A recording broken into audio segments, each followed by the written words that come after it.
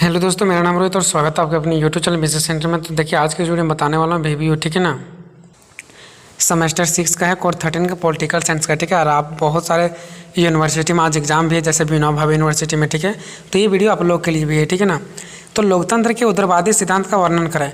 या तो क्वेश्चन ऐसा आ सकता है कि लोकतंत्र के उदारवादी सिद्धांत का वर्णन करें, या क्वेश्चन ऐसे भी आ सकता है कि लोकतंत्र क्या है, इसके गुणों को लिखें। या तो फिर ऐसा देख सकता है क्वेश्चन कि लोकतंत्र के बहुलवादी सिद्धांत। तो देखिए, दोनों सेम ही होता है, ठीक है। हल्का फुल्का फर्क है। फर्क क्या है कि जहाँ उदारवादी सिद्धांत, देखो, लोकतंत्र हम जानते हैं कि लोगों द्वारा चुना जाता है, लोकतंत्र में लोगों को आज़ादी मिलता है। वैसे ही उदारवादी लोग भी कहता है, उदारवादी लोग भी क्या करता है, लोकतंत्र का सपोर्ट करता है। और ये लोग भी कहता है कि हाँ, मानव को क्या करना मिलना चाहिए, अधिकार मिलना चाहिए, स्वतंत्रता मिलना चाहिए। बट ये उदारवादी एकक लोग से है, लेकिन बहुलवादी क्या है, एक समाज से है, एक संस्था से है। मतलब जो ग्रुप्स होता है ना, मिल करके। एकलवादी मतलब उदारवादी मतलब हो गया कुछ एकक लोग, और जो बहुलवादी है उसका मतलब हो गया एक ग्रुप, यानी 10 लोगों का ग्रुप ही ये कहता है कि हाँ, ये लोकतांत्रिक है, लोगों को लोकतांत्रिक में अपना अधिकार मिलना चाहिए, लोगों को अपना बातों को व्यक्त करने का अधिकार मिलना चाहिए। तो मतलब ये होता है, ठीक है। तो लोकतंत्र के उदारवादी सिद्धांत का मतलब ये एकक लोग, और लोकतंत्र के बहुलवादी सिद्धांत का मतलब हो गया समूह लोग। बहुलवादी से मतलब बहुत सारे लोग, ठीक है ना। तो देखिए, इसका आंसर देखते हैं फटाक से तुरंत। लोकतंत्र का अर्थ, लोकतंत्र अंग्रेजी शब्द डेमोक्रेसी से लिया गया, जिसका अर्थ होता है जनता का शासन। मतलब बिल्कुल किसका शासन होना चाहिए, जनता का। अब देखते हैं लोकतंत्र की परिभाषा। डायसी ने लोकतंत्र की परिभाषा करते हुए लिखा है कि लोकतंत्र शासन का वह प्रकार है जिसमें प्रभुता शक्ति समिष्ट रूप से जनता के हाथों में रहती है, ठीक है। जिसमें जनता शासन संबंधित मामलों पर अपना अंतिम नियंत्रण रखती है तथा वह निर्धारित करती है कि राज्य में किस प्रकार का शासन सूत्र स्थापित किया जाएगा। मतलब डायसी का ये कहना है कि तो लोकतंत्र का परिभाषा इसने देते हुए ये कहा कि जो लोकतंत्र का शासन है ना, वह लोगों का इस पर शासन होता है, और आगे क्या होना है, नहीं करना है, कौन सा नियम कानून बनाना है, लोगों तय करता है, ठीक है। ये लोगों पर डिपेंड पड़ता है। फिर देखते हैं लिंकन के अनुसार, अगर आप लोग याद नहीं रहता ना ये, तो कोई दिक्कत नहीं, डायरेक्ट आप लोग लिख दो कि पहला विद्वान ने ये कहा, दूसरे विद्वानों ने ये कहा, ठीक है। तो लिंकन के अनुसार ने लोकतंत्र का परिभाषा है कि लोकतंत्र शासन वह शासन है जिसमें जिसमें शासन जनता के लिए और जनता द्वारा हो। लिंकन ने कहा कि जो लोकतंत्र वो चीज़ होता है, जो लोकतंत्र होता है ना, वह किसके लिए, जनता के लिए, जनता के द्वारा होता है। ये आप लोगों को रूल याद होगा, ठीक है। यानी जो हमारा लोकतंत्र है वो जनता के लिए है, जनता का है, और जनता के द्वारा चुना गया है, ठीक है ना, और जनता के लिए है। लोकतंत्र के प्रकार, लोकतंत्र 2 प्रकार का होता है, एक प्रत्यक्ष लोकतंत्र, एक अप्रत्यक्ष लोकतंत्र। यहाँ पे आप लोग 2 प्रकार से इसका डिफाइंड भी कर सकते हो, अगर ज़्यादा लिखना चाहते हो तो। प्रत्यक्ष लोकतंत्र का मतलब ये जहाँ पे जनता डायरेक्टली रूप से चुनाव करती है, जैसे अपना मुखिया का हो गया, ये सब चीज़ों का डायरेक्टली चुनाव करती है। बट अप्रत्यक्ष लोकतंत्र होता है जहाँ पे जनता अपने से चुनाव नहीं करती, बल्कि वो क्या करती है, 10 एक गांव का, एक पूरा पंचायत का मिल करके एक मुखिया बनाते हैं, फिर वो मुखिया जो बनता है वो दूसरों को चुनाव देता है। तो हम लोग पूरा मिल करके क्या करते हैं, किसी एक नेता को चुनाव देते हैं और वो फिर दूसरे को देते हैं।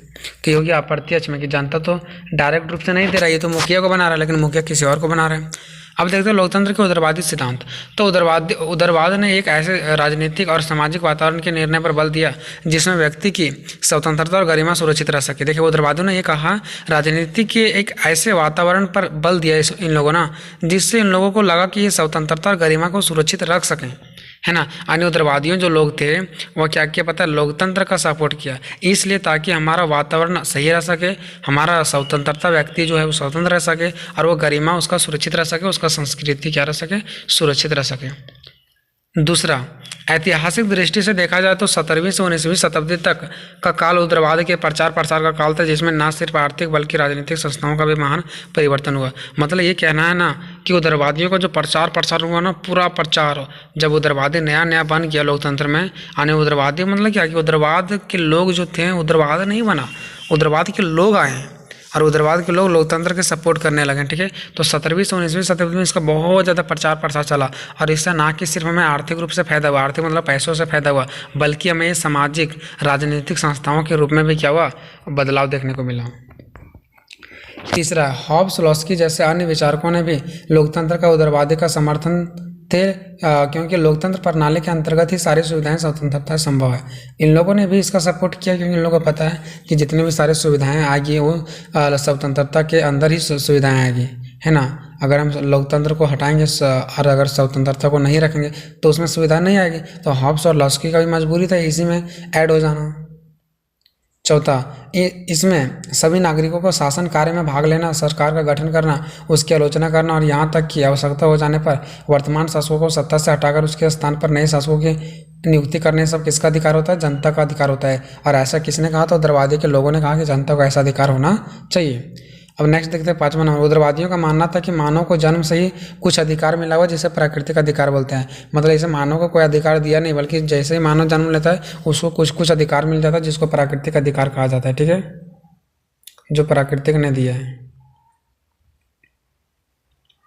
उदारवाद लोकतंत्र के गुण और विशेषता। अब देखते हैं उदारवाद के तो जो लोकतंत्र है उसका विशेषता या तो फिर गुण क्या है। तो जनता स्वयं अपने भाग्य की विधाता है।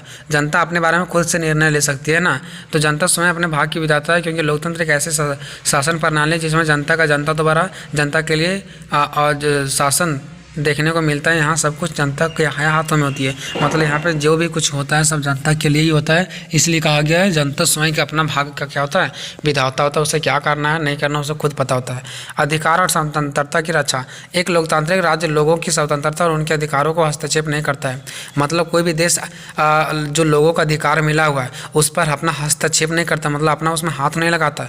जो अधिकार लोगों को मिला हुआ है उसको लोगों का अधिकार है जीने का, लोगों का अधिकार मिला हुआ है जीने के लिए, तो उसमें सरकार अपना हाथ नहीं लगाएगी कि हम वो अधिकार को छीन लेंगे या तो हम आपके अधिकार को प्रयोग करेंगे, ऐसा बिल्कुल नहीं होगा। ठीक है, तो अधिकारों को हस्तक्षेप नहीं करता है, ना अन्य किसी को इसमें हस्तक्षेप करने देता है। मतलब अधिकारों से हमें सुरक्षित रखता है, हमारा अधिकार को कोई और ले नहीं सकता है।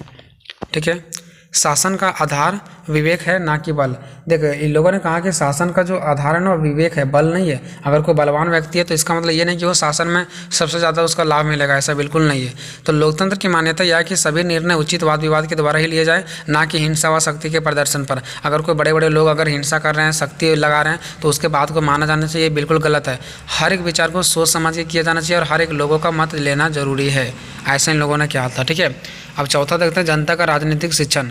जैसे लोकतंत्र का अर्थ है जनता का शासन, इसी से स्पष्ट है कि लोकतंत्र में विभिन्न राजनीतिक दलों की नीतियों को कार्यक्रमों को जानने का अवसर मिलता है और भागीदारी लेता है। ठीक है, वह क्या करता है? वह जनमत में भी भागीदारी निभाते हैं। मतलब क्या होता है? जनता का राजनीतिक शिक्षण आने की क्या होता है? राजनीति के बारे में जितने सारे नियम कानून होते हैं, जितने सारे दल होते हैं, नेता होते हैं, इस सभी के बारे में लोगों को जानने का अधिकार होता है। ठीक है, उन्हें अवसर दिया जाता है वो जानने के लिए कि आपका कानून क्या, अपना आपका अधिकार क्या है, वो सब चीज़ों के बारे में आप लोग समझो, जानो।